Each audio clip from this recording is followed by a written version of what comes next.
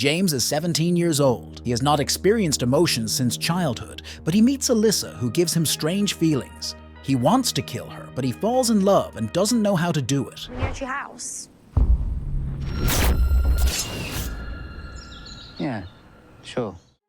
From early childhood, James realized that he had no sense of humor. When James's father joked, the boy wanted to hit him in the face. When James was 9 years old, he dipped his hand into boiling oil to feel something. At the age of 15, James buried a cat in the forest, after which he killed several more animals. But now he needs a new victim, and it seems he has found one. I've seen you skating. Alyssa lives with her mother and stepfather. Tony hates Alyssa and constantly provokes her into conflicts. Alyssa's mom loves her babies more than Alyssa. Alyssa loves only her biological father, who left them during her childhood. But he sends birthday cards every year. Alyssa has a difficult character. She comes to school and during lunch, she receives a message on her phone from the girl sitting next to her. What? I'm here? I'm literally here. Alyssa breaks her phone. She notices James and approaches him to introduce herself. At that moment, James realized that he wanted to kill her. They go for a walk together, and Alyssa kisses James, but he feels nothing at all. He has to endure everything for the sake of his goal. Alyssa says that she broke her phone and there is no way to call her. James says he doesn't have a phone either. James asks Alyssa out on a date. The couple comes to the cafe, and Alyssa orders herself pancakes using swear words. Alyssa has a complex character. She tells James that everyone around is too boring and unexpectedly offers to go to James's house. Yeah, sure. Alyssa asks James about his mother. James says she left when he was little. James's father comes home, and he is very happy to see Alyssa as a guest. He thought that James was gay, but now he sees that this is not so. Your dad's a prick. Yeah, I know. Alyssa asks James if he ever licked. Yeah, few.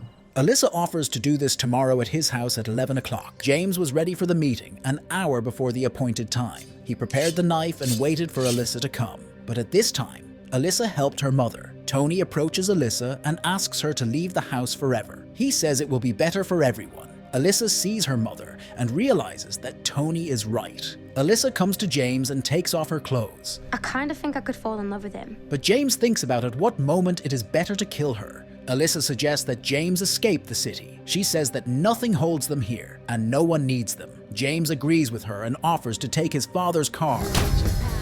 I didn't know where we were going or when I was going to kill her. James gets behind the wheel and they go on a trip.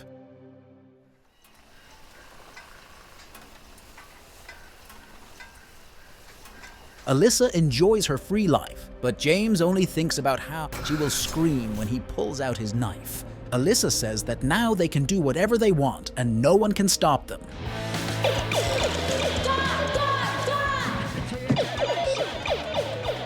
After the fun, Alyssa suggests they go eat. She orders a lot of food and eats it all, but soon they remember that they spent all the money on entertainment. James doesn't know what to do, but he remembers that girls like bad boys and he just gets up and leaves without paying. They are driving down the road again, and Alyssa asks James to take off his t-shirt, which causes them to get into an accident. Alyssa feels funny, but James feels sorry for his father's car. In fact, Alyssa is also worried, but she doesn't talk about it. What the f are we gonna do now? They go to another road and try to stop the car. Only one man decides to help them. On the way, he talks about his family and says that he wants to buy a dog. This dog is one of the most dangerous in the world and will participate in dog fights. Alyssa didn't like this man right away. You know, your car smells like feet. The man brings them to a cafe to eat. A man orders food and shows a photo of his children. Alyssa says that his child looks like a pig and leaves. Alyssa herself doesn't understand why she communicates so rudely. Sometimes she simply cannot control herself and often regrets what she said. James goes to the toilet and the man follows him. The man stands next to James and looks strangely in his direction. Suddenly, he takes James's hand. James doesn't remove his hand. Sometimes I just let things happen. I'm not sure why. Alyssa comes into the toilet to apologize and sees this. She asks what is happening here. Alyssa thinks James likes guys, but he says he doesn't. The man tries to leave, but Alyssa stops him and asks him to give him his wallet, or else she will tell everything to the police. They leave the place and decide to get a hotel room. They enter the room and lie down on the bed. Alyssa becomes sad and goes to the bathroom to cry. At this time, James takes out a knife and thinks that this is the perfect moment to do it. But he hears that Alyssa is crying. This is not how James imagined this moment. He puts the knife away and waits for Alyssa. Alyssa leaves the bathroom and goes to the phone to call her mom, but Tony answers the call. He says that Alyssa may not come back because they are fine without her. She lies down on the bed and asks James to hug her.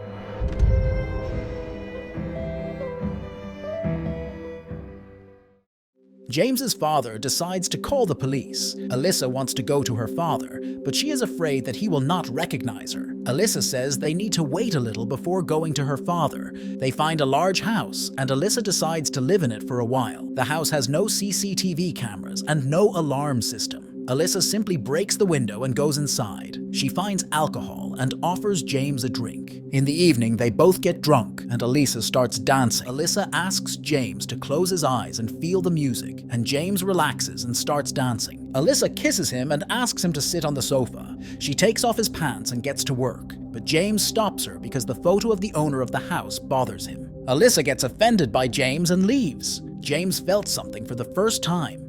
He picks a flower in the yard and waits for Alyssa to return. Meanwhile, Alyssa meets a guy and invites him to go to her house. She brings him into the house and goes upstairs with him. James feels uncomfortable, but he just stays where he is. James remembered that he wanted to kill Alyssa, but to do this, you will have to wait a little. James decided to look around the house to complete his mission perfectly. In one of the drawers, James finds photographs and a video camera. He turns on the recording and sees that the owner of the house is a criminal. Meanwhile, Alyssa asks the guy to take off his clothes, but soon changes his mind and kicks him out. Alyssa is upset that she treated James badly and goes to bed. James enters the room and lies down on the floor. He came here to kill her, but he doesn't want to do it. At this moment, the owner comes into the house and sees that someone has broken into his house. James is hiding under the bed. The man enters the bedroom and sees Alyssa on the bed. He closes the door and sits on the bed.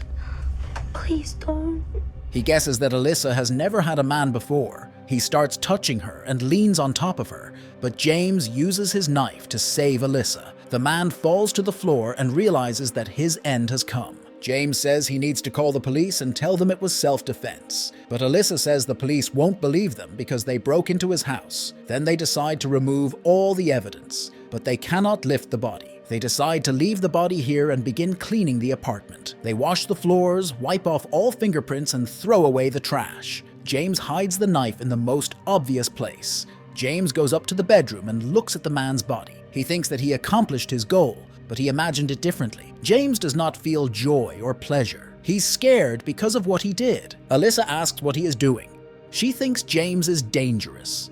James says that if he had not done this, the man would have killed her. He shows photos and videos of other women who were victims of this man. Alyssa comes up with a plan. They place the photographs next to the body and leave. They burn their clothes and all evidence and go to the city.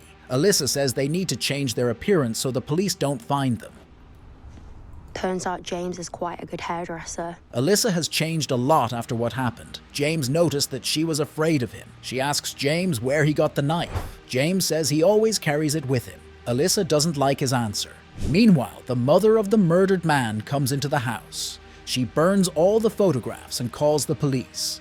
The police arrive at the crime scene. Detective Noon and Detective Dergo begin their investigation. Under the bed, they find documents belonging to this guy. He talks about how he met a girl named Alyssa, and she invited him home. He says that there was also a young guy named James in the house.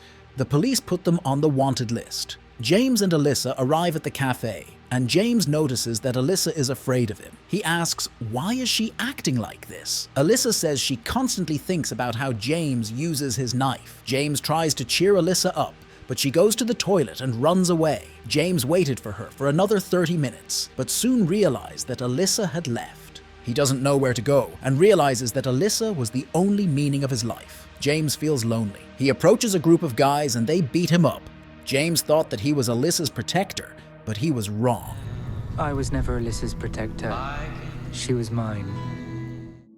At the age of 10, James witnessed a terrible incident. His mother took him to the park. She stopped the car at the pond and asked James to get out of the car, after which the woman pressed the gas and drowned. In the morning, James comes to the police station to confess to the murder, but he soon changed his mind about talking about it and realized that it was a bad idea. Meanwhile, Alyssa notices blood on her leg and realizes that she needs to find new underwear. Sometimes I hate being a girl.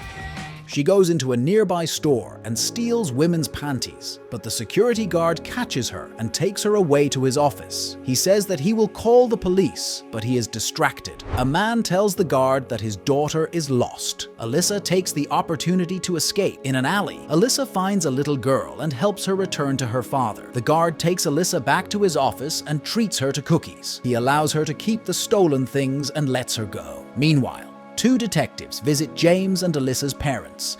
James's father says that his son is a good boy and could not kill anyone, and Alyssa's mother cannot say anything about her daughter. Detective Noon understands why the girl decided to run away from her parents. The woman thinks that they are not guilty of the crime, but her partner has the opposite opinion. James leaves the police station and returns to the cafe. Alyssa realizes that she did something wrong to James and also comes to the cafe. I'm sorry I left you. I'm sorry I killed him.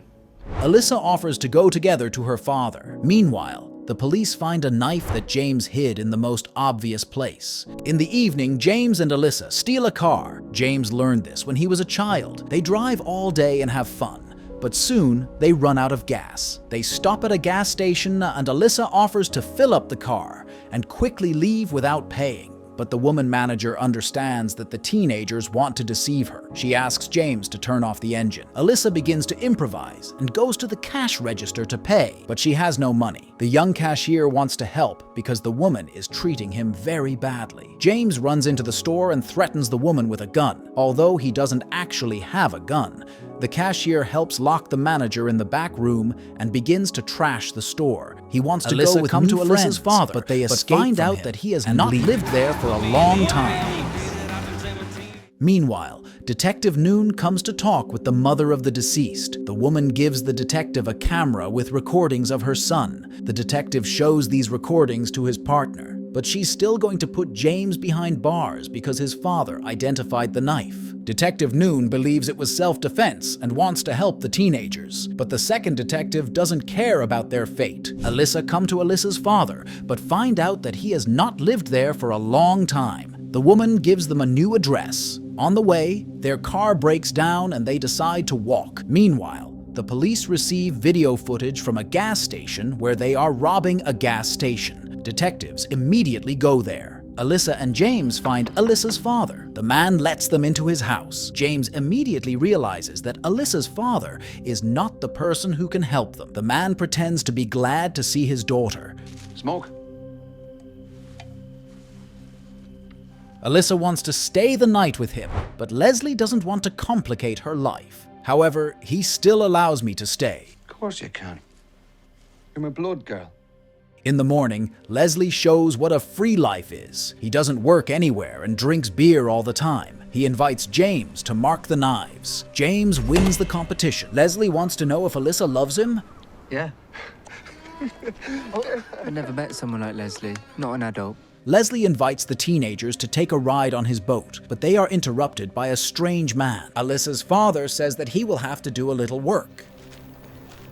James understands that this man will not be able to take care of them and they cannot stay here for a long time. But Alyssa thinks that her father is doing a cool job and calls James boring. In the evening, Alyssa reminds her father that he wanted to take them on a boat ride. But Leslie is too tired and suggests going somewhere else. He takes them to a bar and drinks beer. Soon a woman arrives at the bar and wants to talk to Leslie. The woman demands money from him, but he says that he has no money. Alyssa sees the boy and realizes that her father abandoned another child. Leslie gets angry and leaves. Meanwhile, Detective Noon receives information about the whereabouts of the wanted teenagers. She decides to go to them alone to help avoid serious punishment. At night, James and Alyssa come to the beach, and Alyssa apologizes to James again. They kiss and lie down on the sand. In the morning, Alyssa asks her father to give them the boat, realizes that her already knows that the police are looking for them. He secretly called the cops and tried to stall for time. James finds the phone and confesses to the murder to protect Alyssa. Alyssa plunges a knife into her father's leg. Detective Noon enters the house and asks James to put down his weapon. She says that she will help him before he does more stupid things. Alyssa doesn't understand why her father betrayed her. He admits that he would have been paid money for them